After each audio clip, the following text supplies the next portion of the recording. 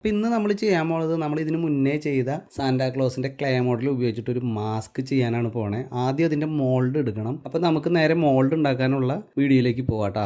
Christmas ആയി കഴിഞ്ഞിട്ടുണ്ടെങ്കിൽ സാധാരണ കാണുന്ന മാസ്കാണിത്. ഇതിൽ നിന്ന് വ്യത്യസ്തമായിട്ടൊരു മാസ്ക് എങ്ങനെ ക്രിയേറ്റ് ചെയ്യാന്നുള്ള ചിന്തയിൽ നിന്നാണ് ഈ ഒരു മോൾഡ് ഉണ്ടാക്കാനുള്ള ഐഡിയ വന്നത് കേട്ടോ. മോൾഡ് സെറ്റാക്കാൻ വേണ്ടിയിട്ട് ഒരു ബോക്സ് ഉണ്ടാക്കിയിട്ടുണ്ട് കേട്ടോ. ഈ ബോക്സ് നമ്മുടെ ക്ലേ മോഡൽ ചെയ്ത ബോർഡിലേക്ക് സ്ക്രൂ ചെയ്ത് പിടിപ്പിക്കുന്നുണ്ട്. പിന്നീട് നമുക്ക് വെള്ളം എടുത്ത് അതിനകത്തേക്ക് പ്ലാസ്റ്റർ ഓഫ് പാരീസ് പൊട്ടിച്ചിടുക.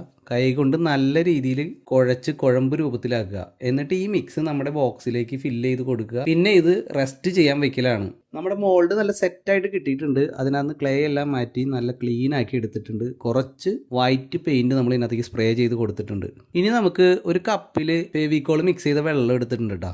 അതിനകത്തേക്ക് നമ്മുടെ ടിഷ്യൂ പേപ്പർ ഓരോന്നായിട്ട് ഇട്ട് മുക്കി കുഴച്ചെടുക്കുന്നുണ്ട്. ഈ കുഴച്ചെടുത്ത മിശ്രിതം നല്ല പേപ്പർ പൾപ്പ് പോലെ നമുക്ക് കിട്ടിയിട്ടുണ്ട്.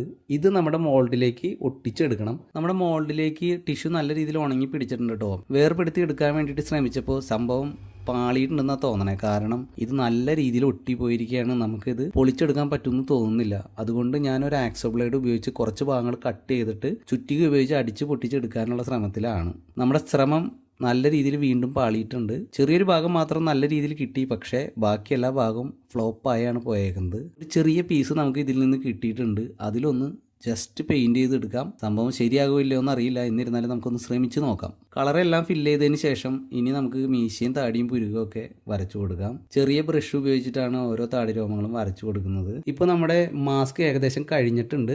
ഈ വീഡിയോ നിങ്ങൾക്ക് ഇഷ്ടപ്പെട്ടാലും ഇഷ്ടപ്പെട്ടില്ലെങ്കിൽ ഈ ചാനൽ ഒന്ന് സബ്സ്ക്രൈബ് ചെയ്ത് വെക്കുക. നമ്മൾ എന്താണോ മനസ്സിൽ കണ്ടത് ആ രീതിയിലുള്ള വീഡിയോയുമായിട്ട് നമ്മൾ ഇനിയും വരും. മറ്റൊരു വീഡിയോയുമായിട്ട് കാണുന്നത് വരെ ബായ്.